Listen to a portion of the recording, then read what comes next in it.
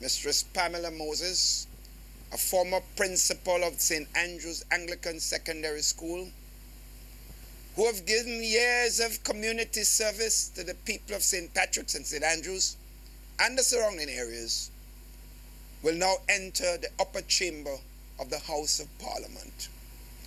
As a replacement to Senator Sheldon Scott, he will now be engaged full-time with and paid by the new National Party in the areas of public relations and organization. Incoming Senator Moses would also be appointed as Parliamentary Secretary with specific responsibility for youth and religious affairs in the Ministry of Sports, Youth and Religious Affairs, which will now be headed by the Honorable Roland Bowler.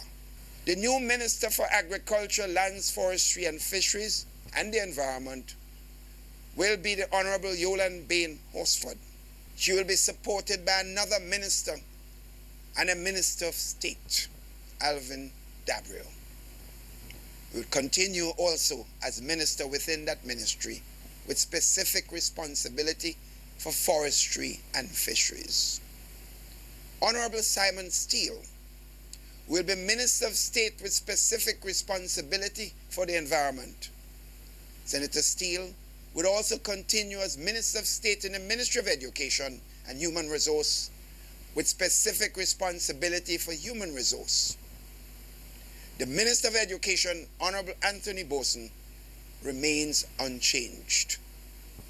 Also, as of July 1st, the present Minister of Youth, Sports and Religious Affairs, Honorable Emmeline Pierre, who has long served in that area with energy and compassion, will be one of the three ministers in the Prime Minister's ministry.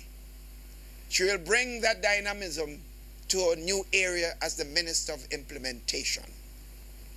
Honorable Alexandra Otway Noel, who over the last few months has ably served those departments, will now be the Minister in the Prime Minister's ministry with special responsibility for waste management and the promotion of the Citizenship by Investment program.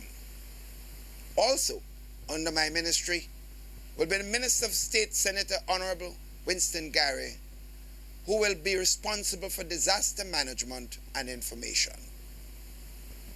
Honorable Nicholas Steele, someone with proven business acumen, who is now the Minister for Health and Social Security, will have additional responsibility for international business.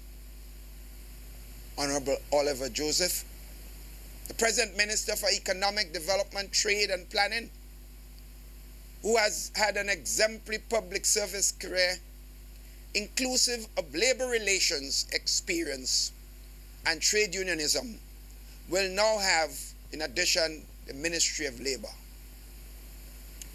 Our stalwart Deputy Prime Minister, Honorable Elvin Nimrod, the Minister for Carriacou and Petite Martinique Affairs and Legal Affairs, would also now be the Minister for Foreign Affairs. Honorable Clarice Modeste Cohen, now Minister for Foreign Affairs, is being asked to steer the ship as the new Minister for Tourism, Civil Aviation, Culture and Cooperatives, with specific responsibility for tourism and civil aviation. Senator Brenda Hood will continue as the Minister in that ministry with special responsibility for culture and cooperatives.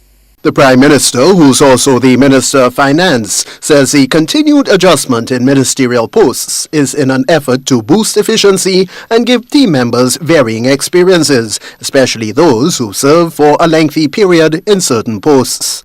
Several team members who might be juggling schedules and responsibilities need an opportunity to spend more time back on the ground, serving the very people who put them in office in the first place. The changes I'm about to announce have also been influenced by several critical considerations.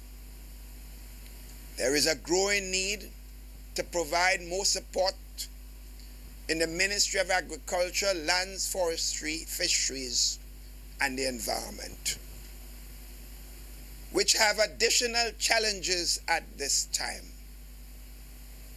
We are bringing in personnel with different skill sets to take on very specific areas within that ministry. Prime Minister Mitchell assures the nation that the latest changes will serve to increase service delivery in government at no cost to taxpayers. Tony Julian, GBN News.